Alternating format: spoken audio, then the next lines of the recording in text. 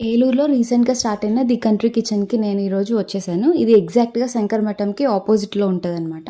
లోపల యాంబియన్స్ అయితే నాకు చాలా నచ్చింది. అండ్ వెంటనే నేను నాకు కావాల్సిన ఐటెమ్స్ అన్నీ ఆర్డర్ చేసేసుకున్నాను. ఇక్కడ నేను 3 స్టార్టర్స్ ట్రై చేశాను. ఒకటి chicken soup, veg bullets and last one వచ్చేసి చికెన్ మంగోలియా. ఈ 3 చాలా నచ్చినాయి నాకు. అండ్ బాగా స్పైసీ ఇష్టపడే వాళ్ళకి ఈ చికెన్ మంగోలియా చాలా నచ్చుతది.